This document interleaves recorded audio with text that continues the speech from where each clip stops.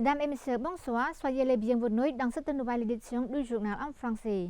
Voici les titres de ce soir.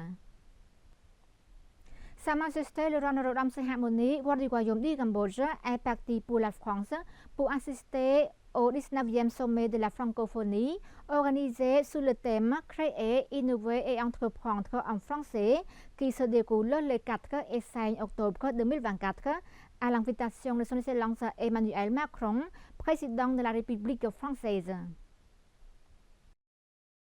Sa Majesté le roi Norodom Sihamoni, roi du royaume du Cambodge, est parti pour la France pour assister au 19e sommet de la francophonie organisé sous le thème Créer, innover et entreprendre en français qui se déroule les 4 et 5 octobre 2024 à l'invitation de son Excellence Emmanuel Macron, président de la République française.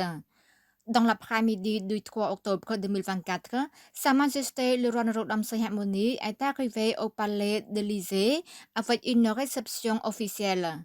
Sa Majesté le roi est accompagné par Samdech Mohamontri Kuisopol, vice-premier ministre, ministre du Palais royal et au conseiller privé de Sa Majesté le roi, de son Excellence Sreinori au conseiller privé de Sa Majesté le roi et directeur du cabinet royal de Sa Majesté le roi et de son Excellence Sukcenda Saopia, vice-premier ministre et ministre des Affaires étrangères et de la coopération internationale. À cette occasion propice, son Excellence Emmanuel Macron a chaleureusement accueilli Sa Majesté le roi qui assistera au 19e sommet francophone sous le thème Créer, innover et entreprendre en français. Au cours de la rencontre, Sa Majesté le roi tient à remercier le peuple français pour son rôle important dans la coopération à la mise en œuvre du projet de promotion de l'enseignement de la langue française et de la promotion de la culture cambodgienne afin d'aider le Cambodge à devenir plus actif dans les relations entre le Cambodge et la francophonie internationale. Profitant de cette merveilleuse opportunité, Sa Majesté le roi a exprimé sa profonde gratitude à l'Organisation internationale de la francophonie OIF pour avoir aidé à enseigner la langue française aux étudiants cambodgiens en offrant des bourses aux étudiants cambodgiens pour étudier à l'étranger et aider les autres domaines importants contribuer au processus de développement du Cambodge pour parvenir à une croissance plus solide.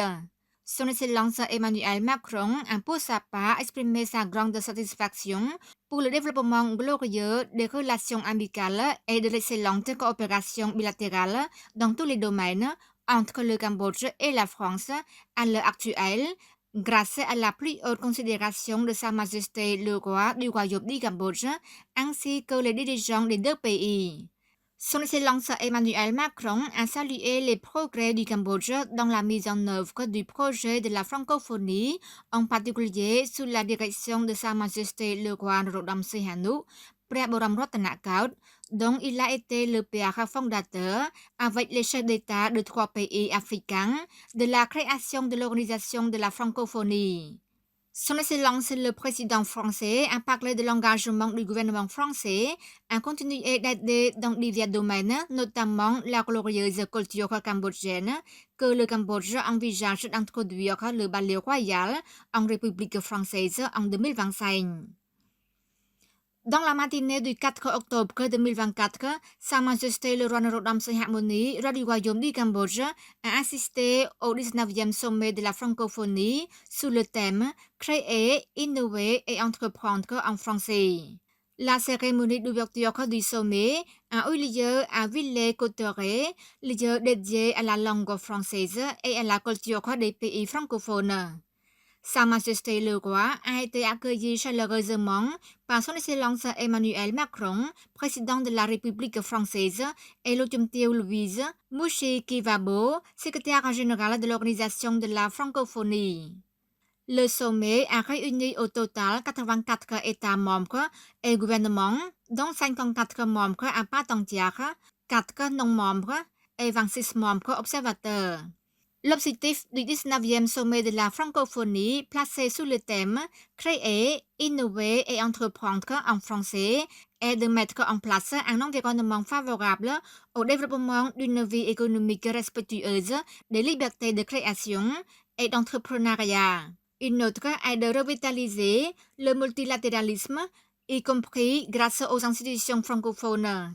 L'Organisation internationale de la francophonie accompagne ses membres dans l'élaboration ou consolidation de leur politique et dans la mise en œuvre de politiques internationales et d'activités de coopération multilatérale en cohérence avec les quatre principes clés énoncés par le sommet de la francophonie. 1. Promouvoir la langue française et la diversité culturelle et linguistique. 2. Promouvoir la paix, la démocratie et les droits de l'homme. 3. Soutenir l'enseignement supérieur, la formation et la recherche. Et 4. Établir une coopération pour le développement durable. Dans la soirée du 4 octobre 2024, Sa Majesté le Roi a assisté à un banquet organisé par Son Excellence Emmanuel Macron, président de la République française, au Palais de l'Élysée à Paris. Son Excellence Emmanuel Macron et son épouse tiennent à exprimer le plus profond de gratitude à Sa Majesté le Roi du Royaume du Cambodge pour sa venue au sommet de la francophonie. Son Excellence le Président de la République française a exprimé son immense enthousiasme face au développement de relations amicales, d'une grande solidarité et d'une coopération dans tous les domaines entre les peuples des deux pays, le Cambodge et la France, qui sont frères de longue date, notamment sous la pensée la plus brillante de Sa Majesté le Roi Père de la Nation Khmer, P'rit Borom Rottanakaut. Le fait d'être pionnier de manière glorieuse a été respecté jusqu'à aujourd'hui par les dirigeants et les peuples des deux pays.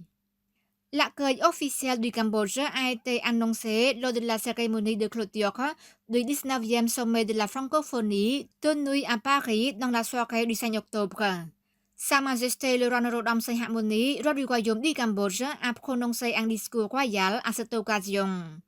Via ses réseaux sociaux officiels, le Premier ministre cambodgien, Somdech Moha Bobor Thepday Hun Manet, a adressé ses félicitations au Cambodge pour sa sélection comme pays hôte officiel du 20e sommet de la francophonie en 2026. Kép est la première province à accueillir la célébration du relais de la flamme pour célébrer les 4e Jeux nationaux et les 2e Jeux paralympiques nationaux 2024. Les 4e Jeux nationaux et 2e Jeux paralympiques nationaux 2024, la célébration du relais de la flamme se déroulera dans les provinces suivantes. La province Kép célèbre le 7 octobre 2024. Sihanoukville sera célébrée le 12 octobre 2024.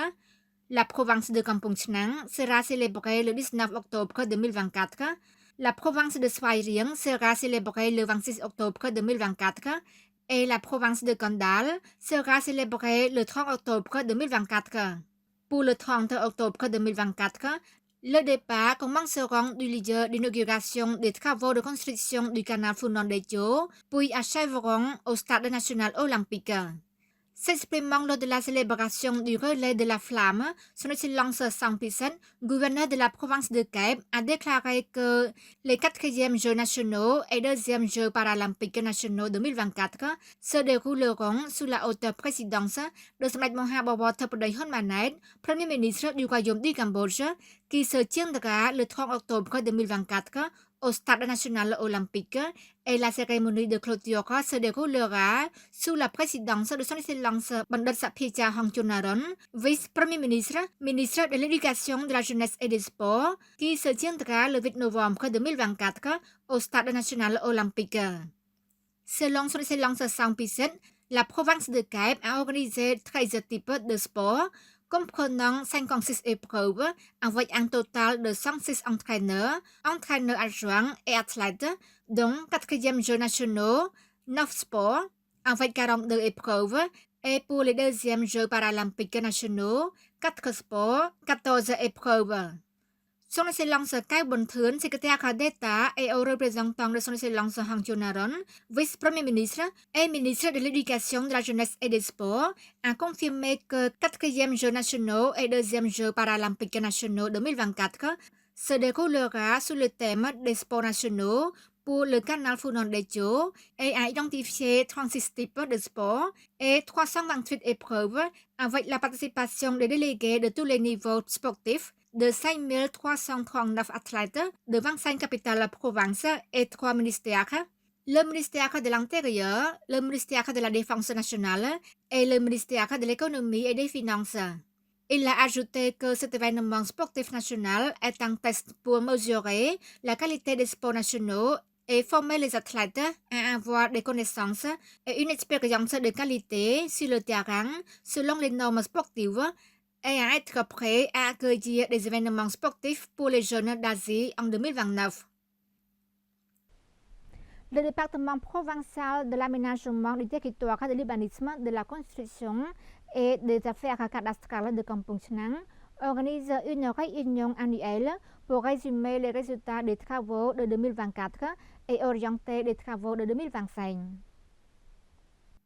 Cette réunion annuelle s'est tenue sous la présidence de son Excellence Lee Van-Sot, sous-secrétaire d'État du ministère de l'Aménagement du territoire, de l'urbanisme et de la construction, et son Excellence San Yu, vice-gouverneur de Kampong Chhnang, avec la participation de dirigeants et fonctionnaires du département de l'Aménagement du territoire, de l'urbanisme et de la construction et des affaires cadastrales de la province de Kampong Chhnang.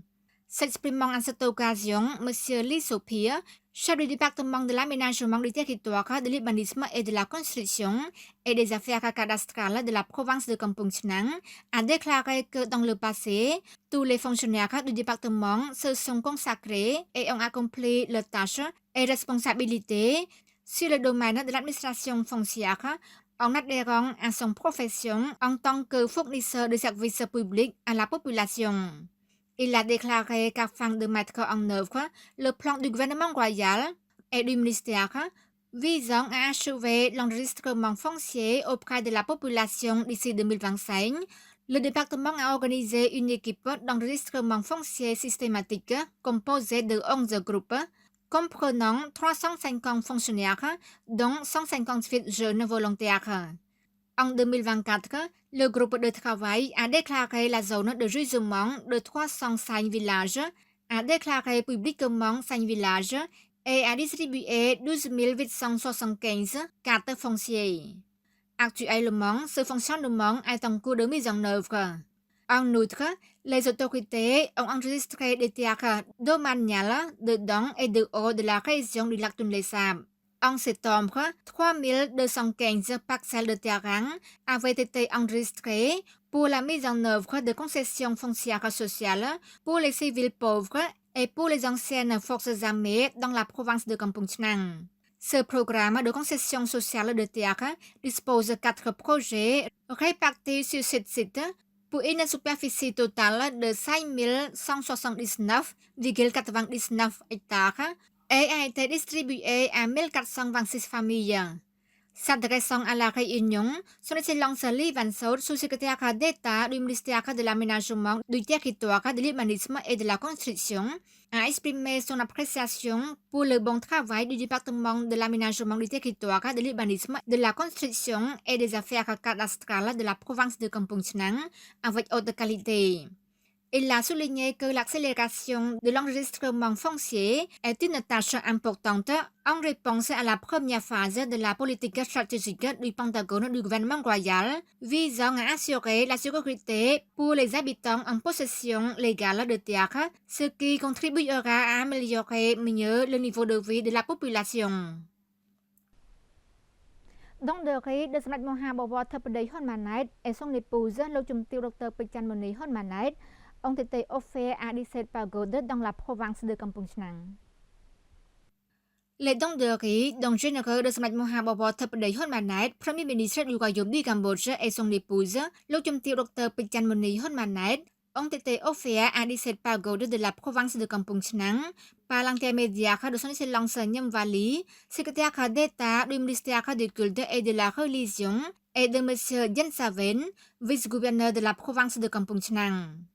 Monsieur Yen Saven, vice-gouverneur de la province de Kampong Chhnang, a exprimé sa profonde gratitude à Samdech Mahabawar Theppaday Hun Manet et Lô Chum Tiêu Dr. Peck Chan Muni Hun Manet pour avoir généreusement fait don de riz aux moines de la province de Kampong Chhnang. À cette occasion, son Excellence Nyam Vali, représentant de son Excellence Dr. Chai Buren, ministre des Cultes et de la Religion, a déclaré que le bouddhisme a joué un rôle important dans l'éducation et la contribution au développement de la société nationale auprès du gouvernement royal du Cambodge en encourageant les peuples à tenir à la bonne morale et aux vertus dans la vie quotidienne. Il a ajouté le gouvernement royal du 7e mandat a efforcé développer et préserver la religion bouddhique au Cambodge pour que les bouddhistes cambodgiennes adhèrent à leurs croyances respectives. C'est la fin de notre journal. Merci pour votre fidélité au journal en français. Bonne suite de programme sur TVK et à demain.